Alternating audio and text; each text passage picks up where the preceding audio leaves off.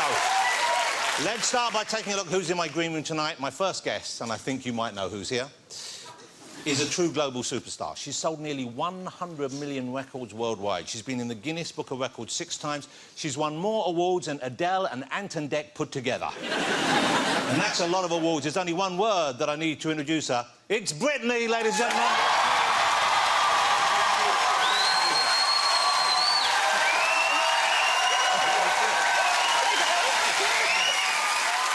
Also in my green room this evening, the best thing to come out of Sweden since IKEA. You'll have seen him most recently as Tarzan, Lord of the Jungle. It's Alexander Skarsgård. Look at that moody look. Wow. That's already a star-filled green room, but prepare yourselves, we're going to squeeze in a couple more from the soon-to-be hit movie The Girl on the Train. Two of our biggest homegrown stars. It's Emily Blunt and Luke Evans.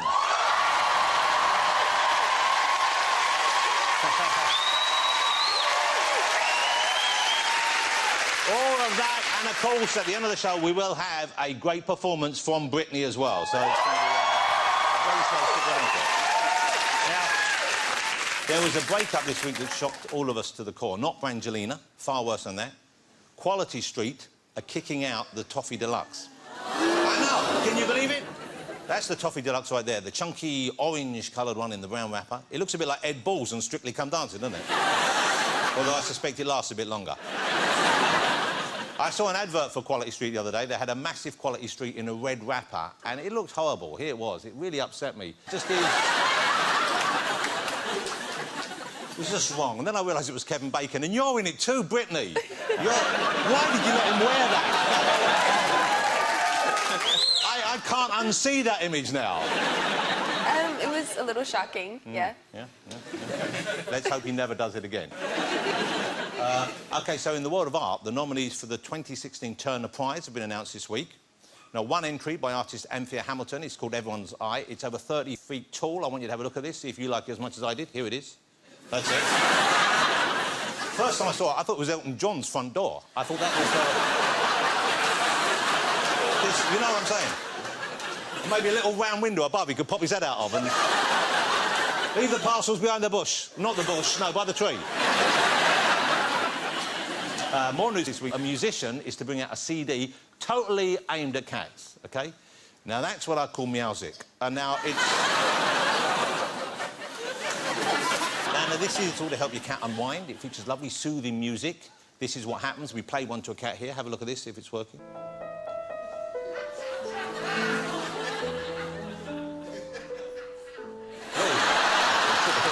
There we go. There we go. There we go. Lovely. Isn't that lovely? Yeah. There's a problem here, though, because I personally think my cats are too relaxed. OK? They're just sleeping all day long. I think we need an album which will wake them up and get them moving. I would suggest something like this. Who let the dogs out? Who let the dogs out? Who let the dogs out? Who let the dogs out? There we go. There we go. Let's get my first guest out, shall we, ladies and gentlemen? I couldn't be more thrilled to have her here this evening. She's been the princess of pop for nearly 20 years. You don't need reminding, of course, but here she is doing what she does best. Look at this. Give me a sign. Hit me, baby, one more time. You think I'm in love, that I'm sent from above. I'm addicted to you, don't you know that you're toxic? Womanizer, womanizer, you're a womanizer, oh, you're a womanizer, baby. You are. You better work, bitch.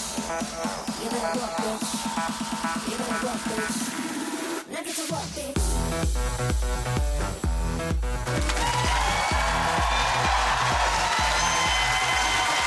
That's right. It's Britney Spears, ladies and gentlemen.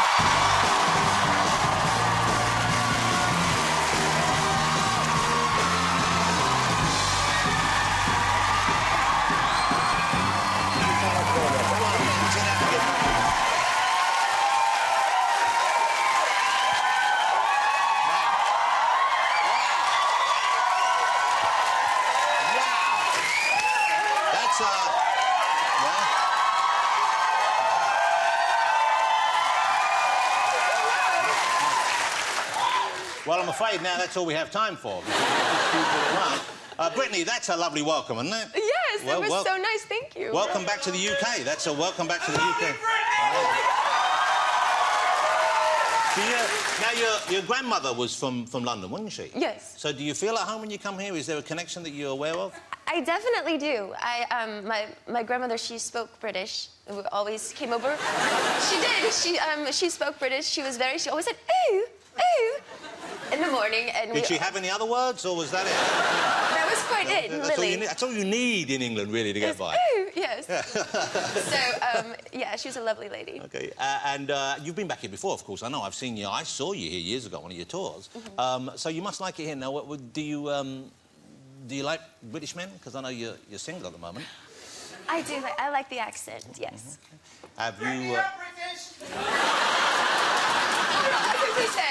have you checked out any men while you're here? Have you been checked out by any men? When I say checked out, I mean just admiring glances. Yes. Yeah, observed, yeah. On the way here, I saw a guy on a motorcycle, and he had a beautiful beard and a motorcycle hat, which was really sexy.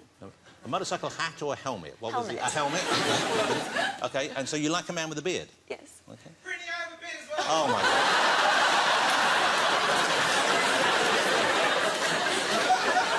Have you got a motorcycle helmet, though? The missing component.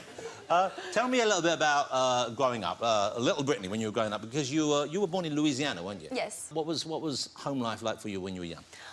Well, I was a country girl, and I was very into ball. I was never a cheerleader or anything like that. I was a tomboy. So I was just a mama's girl. I loved food. My dad owned a restaurant. He was into construction building, and just a normal Southern, yeah. Where do you live now? Do you live in Los Angeles or do you live in Las Vegas? Because you have the big show going on in Vegas. I have 2 homes. I have one in Las Vegas and one in LA. And the Las Vegas show has been a huge success for you, hasn't it? Yes, it has. Okay. Yes. How much time of the year do you spend in Vegas? Probably 60% of the time.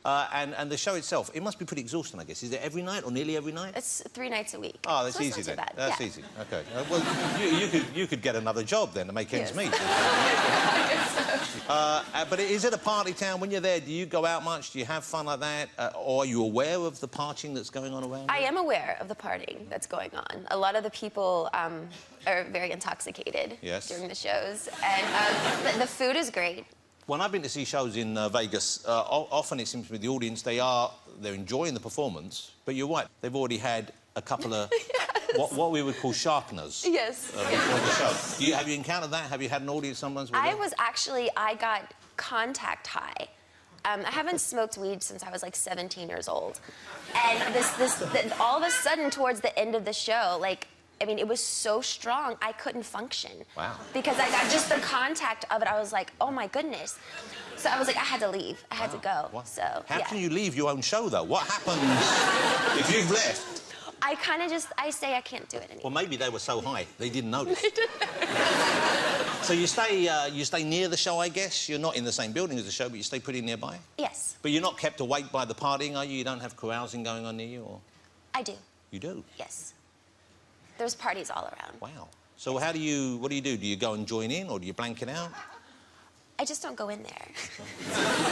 They're private parties. Okay. So... I suspect if you wanted to go in, they'd probably let you in.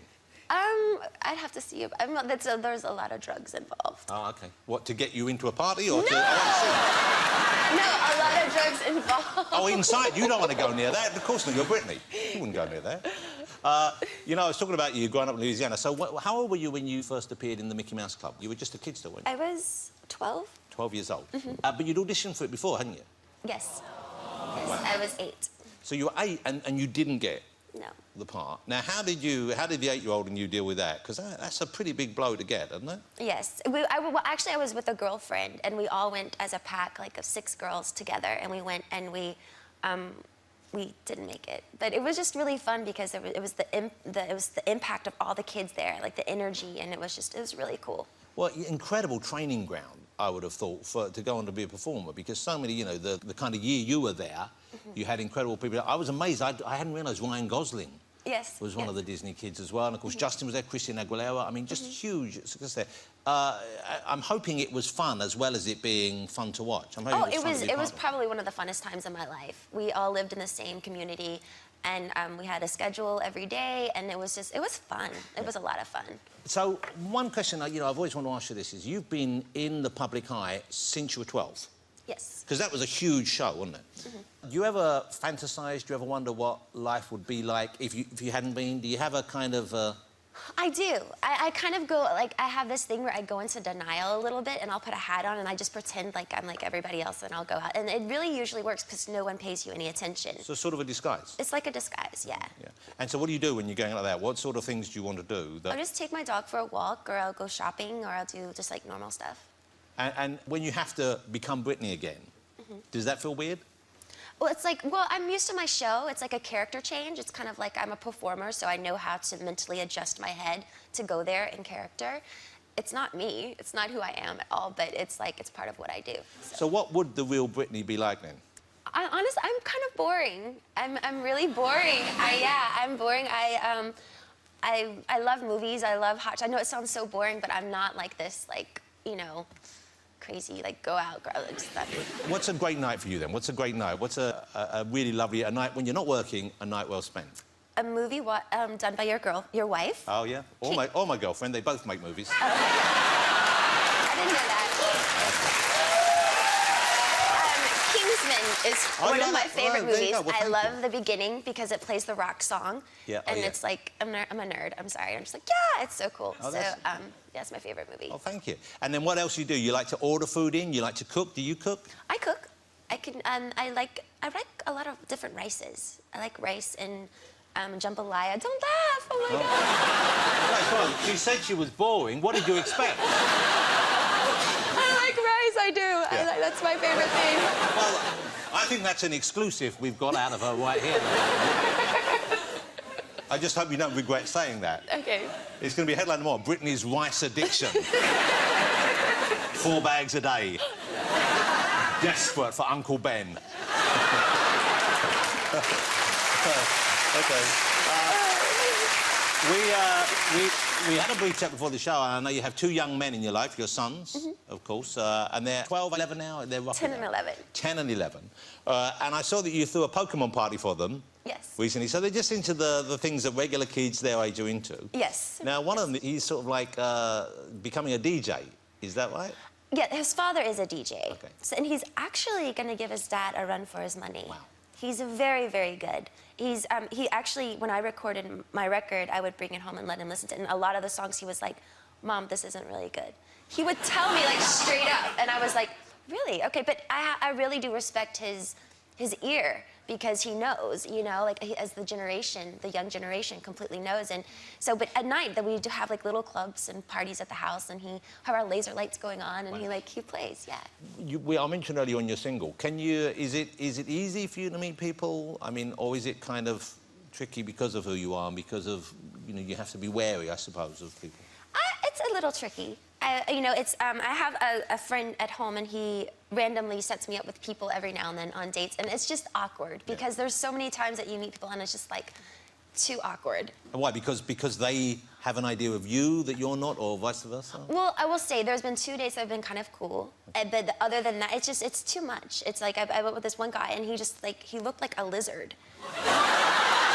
Like, I was so scared. Like, he was sitting there, and I turned him, I was like, oh my God. I was like, holy shit, he looks just like a lizard, and I had to go. It was really bad. So you just left? Wow. Immediately. Well, no one could have judged you for that. But I need to ask, which one of your friends set you up with the lizard man? I know, I was so mad at him. I called him, I was very angry. And did you say he's a lizard? Yes, and he said, oh my God, his pictures, I guess it's just, he doesn't look that in the picture. So who are you looking for? What are you looking for? I guess certain qualities? I like someone that's just nice. Overall, just a nice guy is groundbreaking, yeah, in this world. That sounds pretty achievable to me, but I don't know, but some people seem to think maybe there aren't that many. No, a lot of men are about games. What does that mean? It's just the mind game with guys, you know, the calling back and it's just too much. It's just silly. So them not wanting you to think they're too keen. Yeah, it's silly. But I would have thought, I don't know if you know this, but you're Britney Spears, and I would have thought they would be keen. I don't know. But maybe they're thinking, OK, she's famous, and she will think I'm crazy if I keep calling her, pestering her. Actually, I'm not looking for men right now. I'm really happy with myself. Ah, so what are you looking for? Yeah, like, there's absolutely no way you should define yourself by a I'm not relationship. looking for anything. I'm fine with the way I am. And you seem in a really good place right now. Would that be a safe thing to say? Yes, sir. OK, so you're pretty happy, pretty sorted. Yes. That's good to know. Now, Britney said she was up to have some fun this evening, and so... And, of course, she's going to perform for us at the end of the night, which is exciting. But we thought we would play a game of Never Have I Ever, and we asked the audience when you came in whether you would write some questions down. Did you write some questions down for us? Yeah. So I've got this for you. If you check, this is... you hold that side up if you have done something. Sorry. So I have some questions for the audience here. Never have I ever worn the same underwear 2 days in a row.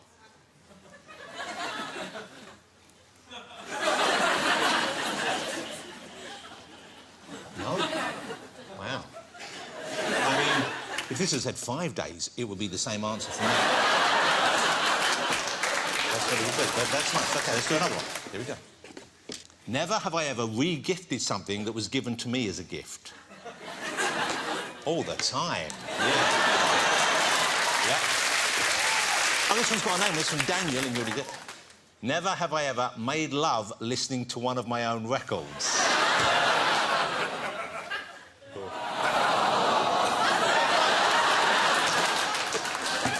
Can you blame me? OK, now are you being totally honest here? I want you to be totally honest. This is going to be the last one. I want you to be 100% honest here. Never have I ever farted while performing. Press it on, Britney. Press it on. Press it on. I'm scared. Come on, just do it. Yeah! That's it. That's it. That's it. OK, we're going to take a break now. There'll be more from Britney after this. We've got Alexander Skarsgård. We've got Emily Blunt. We've got Luke Evans. And, of course, more Britney Spears. Don't go away.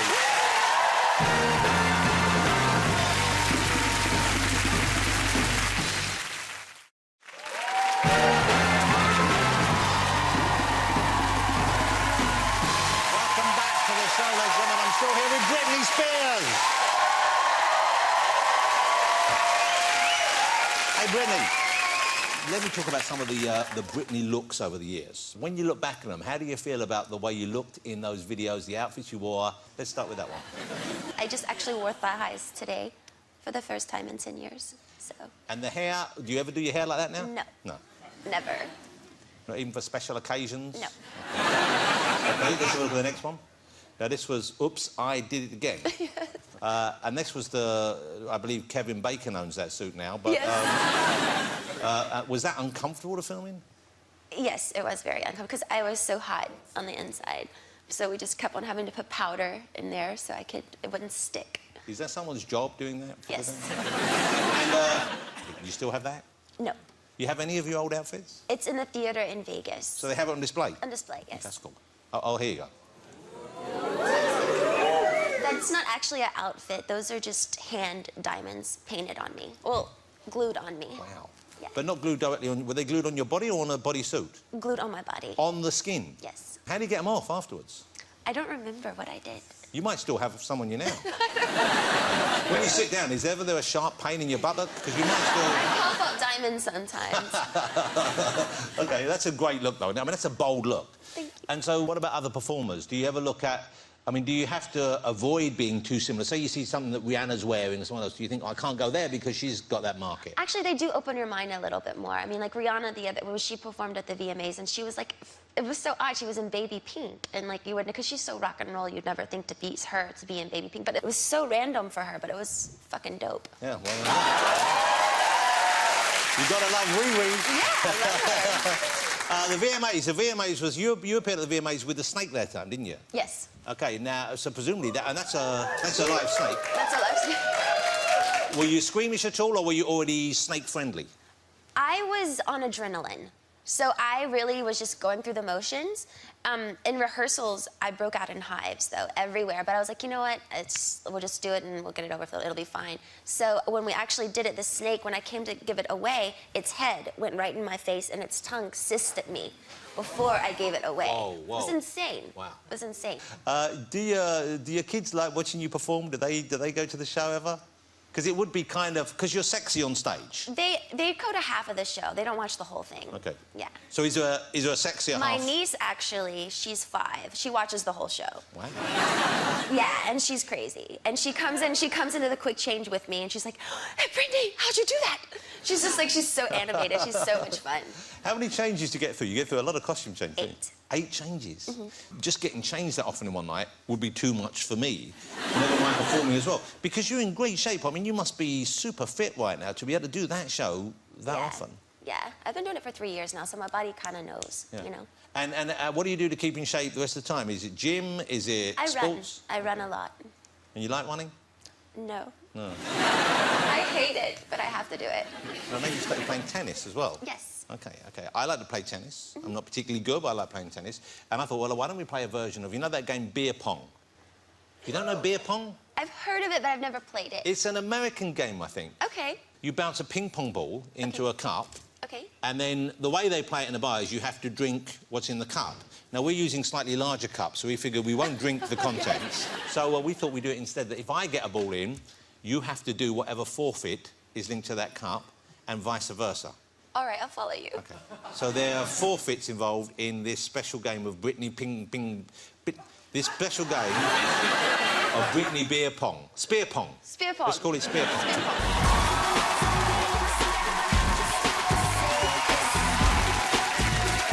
So I'm going to give you the pink balls, if you like wee-wees. Look, I'm going to go with the syllables. There's the cups, and if I get one, you can go first. And if you get one in, I have to do whatever forfeits in the cup. Can I start with pink? You can, yeah, you can have either one. There's a pink one. Got pink. Oh, you got yours. So just go? Go. Oh, that was horrible. OK. That is really bad. Looks like Spears is going to have a forfeit. No! Look and learn, Britters.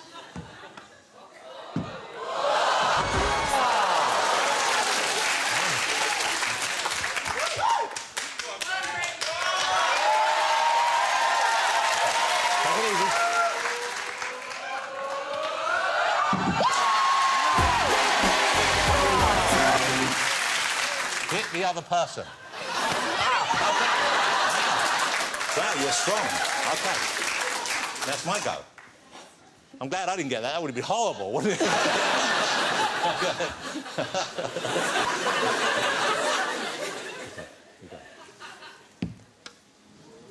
Yes!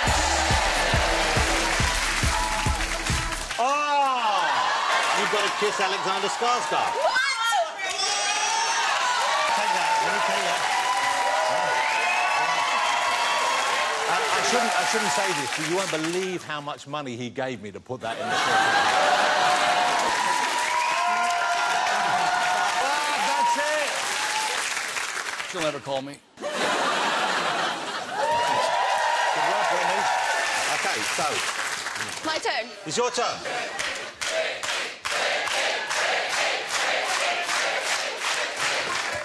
That was bad.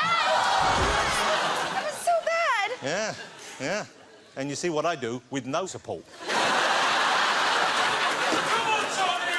Thank you, thank you. Yeah! Helium challenge. OK. So one of us, which means you, has to suck down some helium. Really? And sing.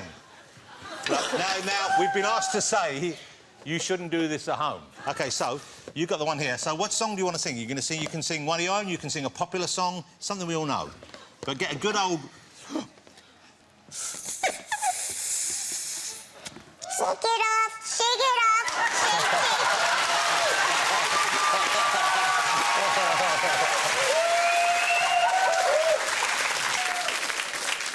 Oops, I did it again.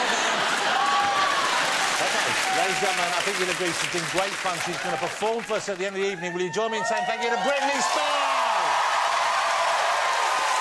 Thank you so much. It was great fun. Thank you. You can go up and get yourself ready to perform. Britney Spears, ladies and gentlemen.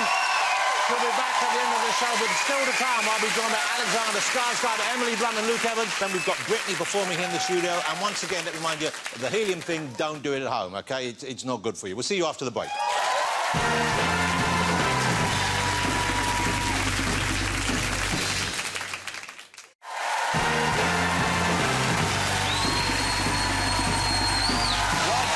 The show, ladies and gentlemen. Let's get my next guest out there. You'll have seen him in Zoolander, you'll have seen him in True Blood, and of course, if you saw the big hit movie Tarzan, All of the Jungle, you know what he looks like. You may not know this, though. He's been voted Sweden's sexiest man 5 times. That's right. Now only beating the Swedish chef from the Muppets, every one of them. It is Alexander Skarsgård!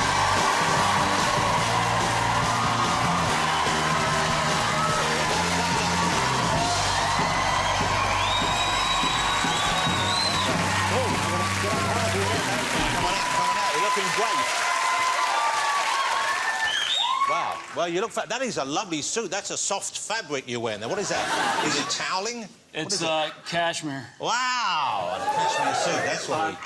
That's a tough fact to follow, by the way. It is a tough fact to follow. Well, thanks for sticking around, guys. I really appreciate it. Have you met Britney before? Oh, she's performing later. That's why, of course. No. Well, you love Alexander, don't you, ladies and gentlemen? No. Oh, you guys... you know, I've been a fan of yours since I first saw you in True Blood. I loved True Blood. Were you a fan of True Blood, ladies and gentlemen? Great show.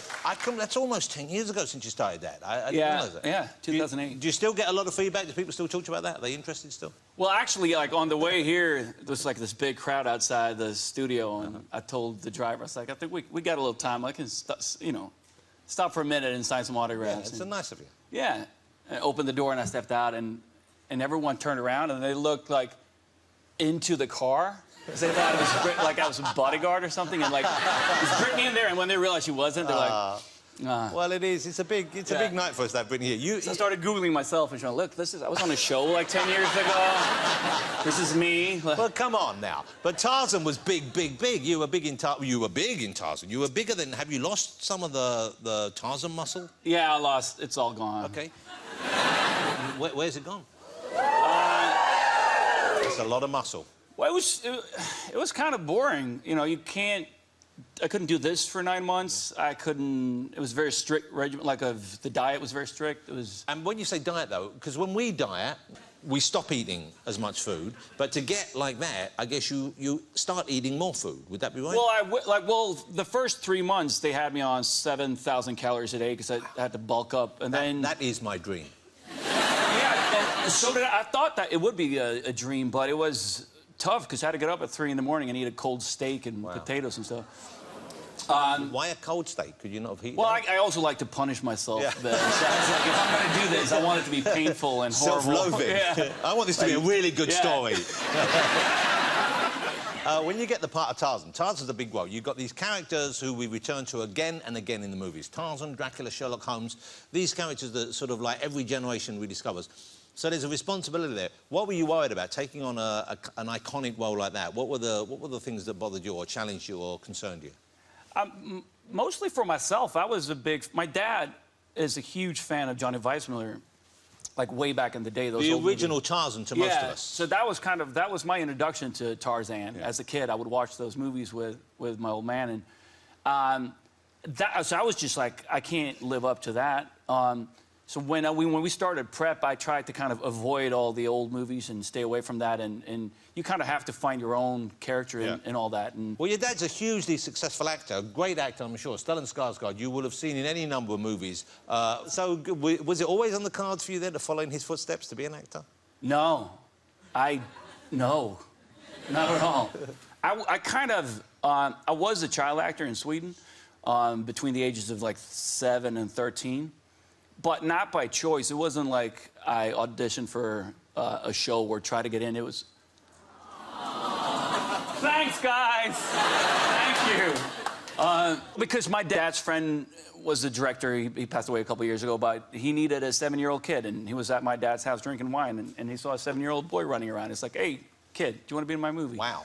So then, yeah, so I did that for 6, 7 years, and then I did something when I was 13 that got a little bit of attention. It's not like being on the Disney Club in the States, but it's like on a slightly smaller scale. So this was in Sweden? Yeah. But I got recognized occasionally, and I don't know, I just want it to be normal and blend in. And when you're 13, I think it's a weird age for most kids. But then to be in the spotlight and people recognizing you, it made me paranoid, and so I quit. And both my parents were very supportive of that decision. It wasn't a difficult one. I was just like, I don't want to do this. So for 8 years, I didn't act at all. So you kind of had a midlife crisis at 13. When I was 13, I had a midlife crisis. That's pretty amazing. Yeah, what am I doing with my life? What's the point, Dad? I don't know what to do. OK, so tell me about your new movie, because your new movie is called War on Everyone, and it's a bold movie. It's a comedy, but it's kind of really out there. I think you're taking risks with this, and I guess that was part of the appeal for you. Yeah, I've been looking for a comedy for a while and just haven't found the right tone. And then I got this script, and the character his moral compass is completely off. He is drunk throughout the movie. He's driving drunk. He's a cop who's out there taking bribes. Yeah, he's a really bad egg. And I mean, I was hooked after the first page. It opens with these two guys in a car chasing a mime, and then they're reflecting over whether if you hit a mime, does he make a sound or not? And then they hit him and steal his Coke and get away with it. And I'm like, this is brilliant. This is brilliant. Let's have a look at the clip. This opens everywhere on Friday. This is War on Everyone. Hey, Shorty. Where can we find James Mangan? Get the hell off this property. Get off this property. Get off this property! What are you doing?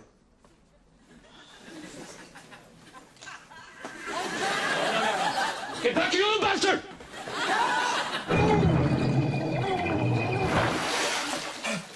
He only comes up on weekends to look over his horses. He leaves him down. Where in town? I don't know.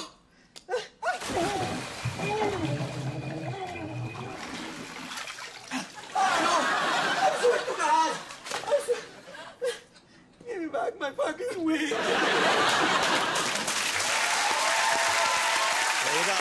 Like I said, the comedy is very bold. It's really brave and full on there. Yeah, it's kind of out there, I guess, but it's John Michael McDonough. It's not very PC, and I thought that was quite refreshing. OK, let me ask you about this photograph here. You're at the premiere here for The Diary of a Teenage Girl. This is a bold look. Well, I try to look like Farrah Fawcett. That was what I was going for. Okay, yeah, I don't know if you tell me if I succeeded.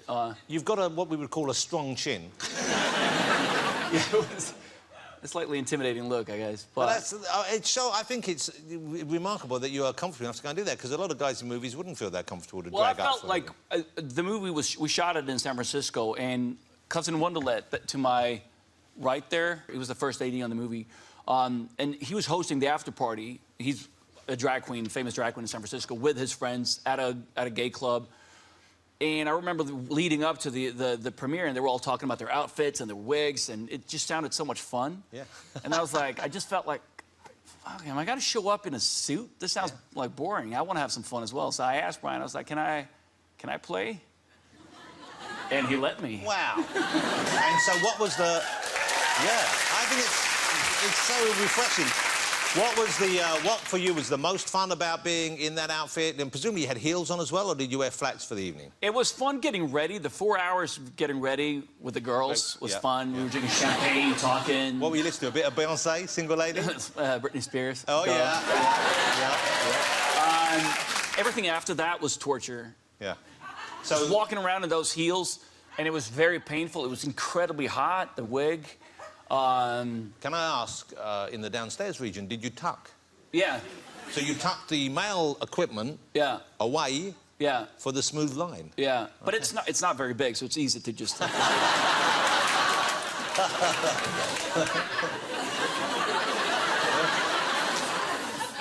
Cool guys.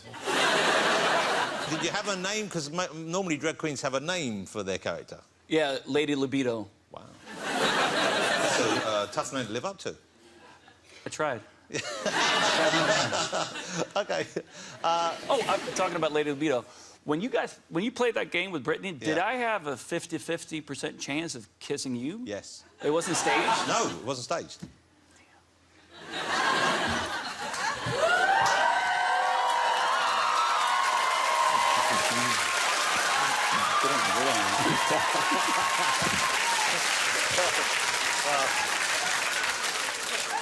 So rare I get to kiss someone taller than me. You're never going to call me, are you? No. Hey, Alexander, it's been so much fun having you out. Hasn't it been a great guest, ladies and gentlemen? So much fun spending time with you. Alexander's film, War on Everyone, is out this Friday. Great fun, really edgy, different comedy. Great fun and great to have you here. Mr. Alexander Skarsgård, ladies and gentlemen. Thank you, Rachel. Thank you. OK, still to come on the show, I'll be chatting to Emily Blunt and Luke Evans, plus Whitney will be performing right here in the studio. See you after the break.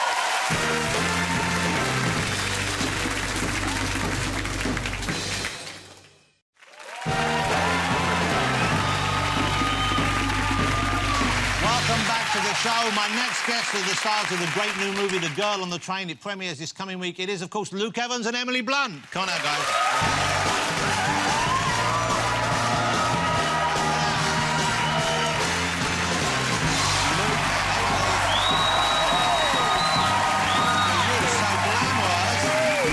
Great to see you again. Luke, great to see you. Look at you. Come on. Come sit down. Mustard couch, I like it. Yes, it's mustardy.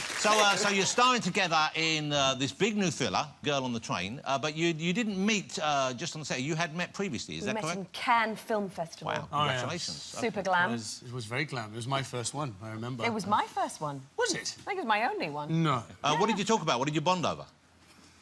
What did we talk about? Our discomfort of being in Cannes. No, I know what we talked about. What? Was it bad? Was it an Cut it out, X or something? Brazilian waxes. Yes, that's right! Do you remember? Well, I'm a fan of them. OK.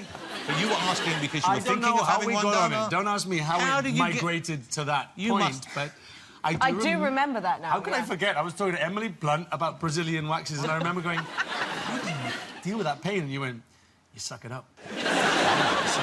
So have you ever been waxed, Luke? Yes, actually, yeah. Where? But not Brazilian style. You're all wanting me to say down there, but I wasn't. No. Where was it? Because I did a film called Immortals, and they decided they wanted us all hairless. Like dolphins. Like dolphins. Yeah. They call you dolphin Called boy. as Dolph. And it was. They got halfway across my chest, and I went into anaphylactic shock and said, "No, I'm Wow. I'm clippering it from now on." So the book that the film is based on. Now, if someone hadn't read the book, and I know it was a huge hit, but then how would you explain it? What goes on in this woman's life that makes it so compelling?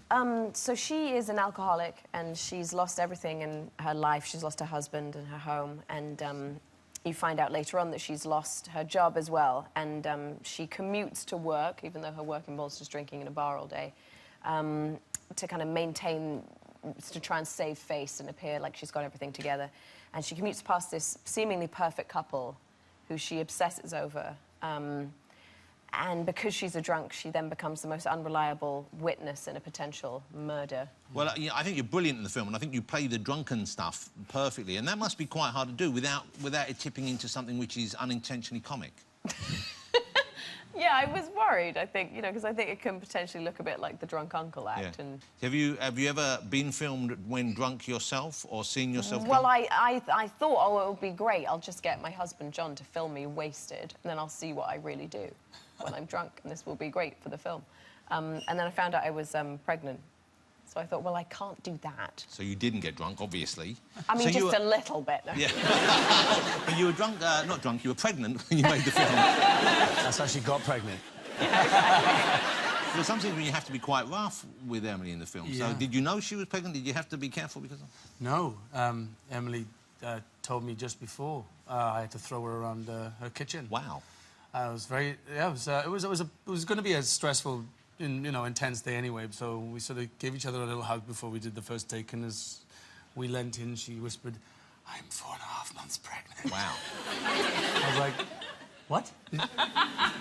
What did you say? Just say that again. Yeah, she was pregnant. So no one really knew at that point. No, I think you and like Justin. Yeah, knew. and so we kept it quiet and we managed to get through that It day. was a gentle tussle. Well, let's have a look at the clip. The film's going to be huge, of course. The book was huge. The film's going to be huge. Well, this is a clip, and it opens here in the UK next Wednesday. This is the girl on the train. I saw her. I saw her from the train. She was with this man. Just for a second.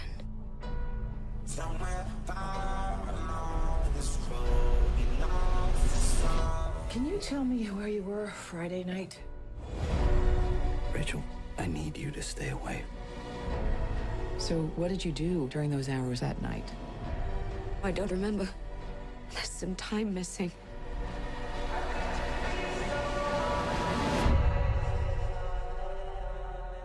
What happened that night in the tunnel? Tell me the truth.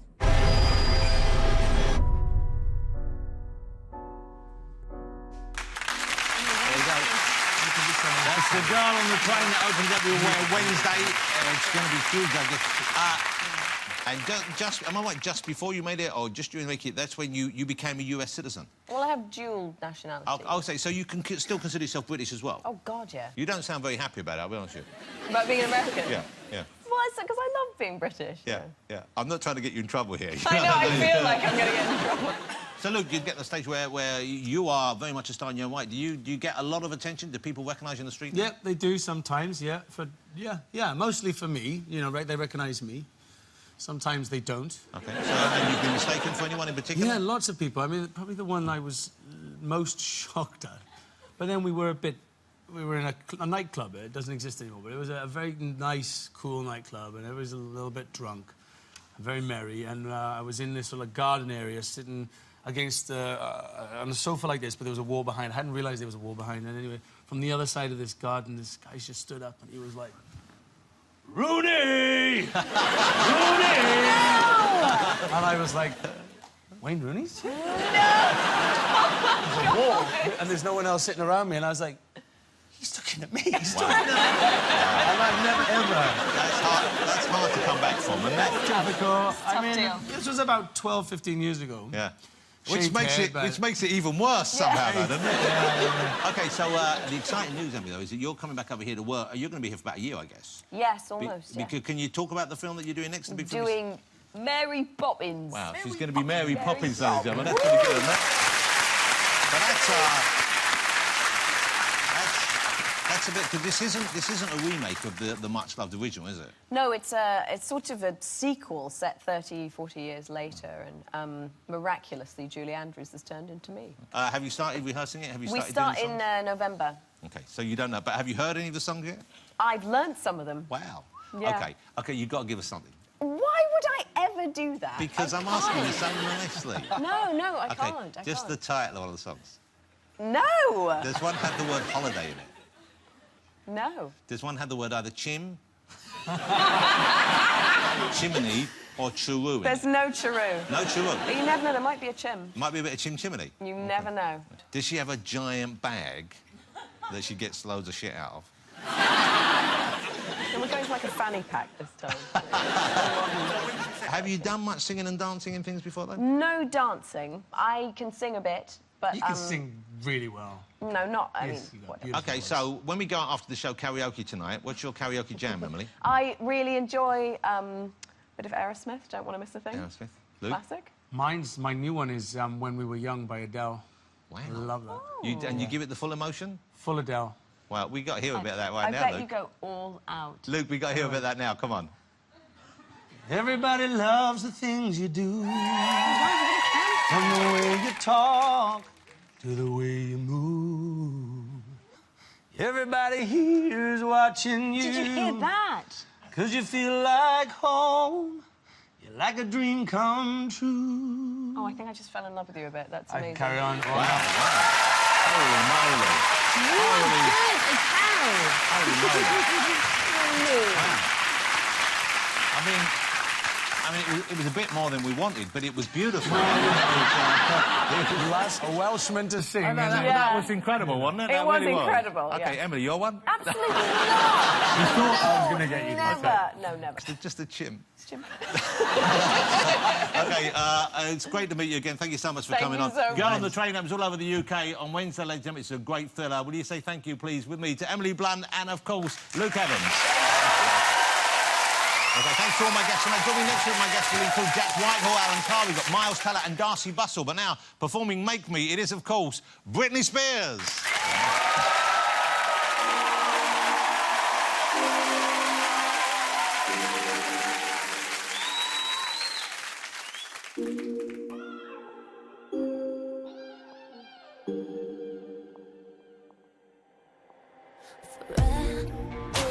I'm dreaming a mile a minute about somebody. This feeling I wanna go with it, 'cause there's no way. Oh, hiding away from this tonight. Can tell you all, babe, by the way I see you staring across the room, babe. No shame in the game, just cut the shit beyond this. Yeah, you know what you gotta do tonight.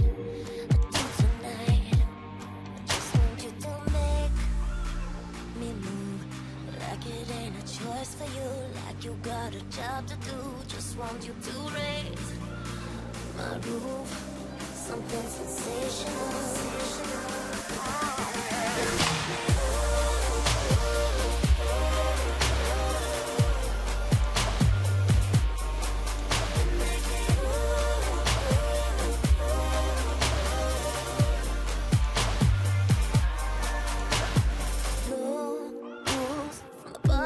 Let's take it back to my room.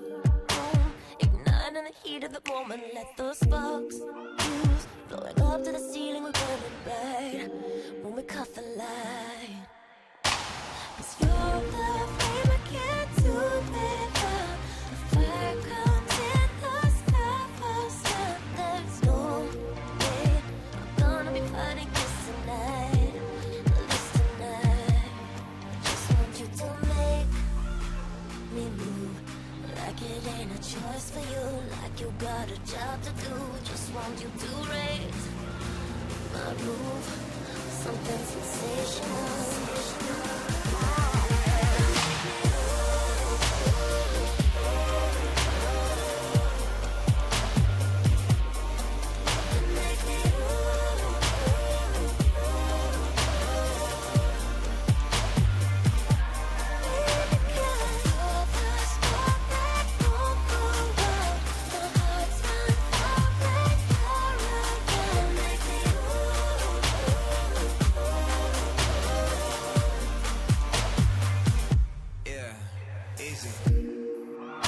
If it's a random person or the biggest star out in Vegas or a little bar, it's really not a difference if it's near or far. Listen, here we are, I need you. I've always wanted what was off limits, staring at you till I'm caught in this, back and forth like this was all tennis. I'm all jealous, you came with someone, but we can tell that there's changes coming. See, I can tell that you're a dangerous woman. That means you're speaking my language, come on, now follow me, let's go.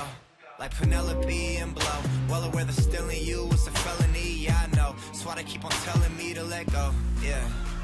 But I need you and I can take you all the way, and I'm able to give you something sensational, so let's go, yeah.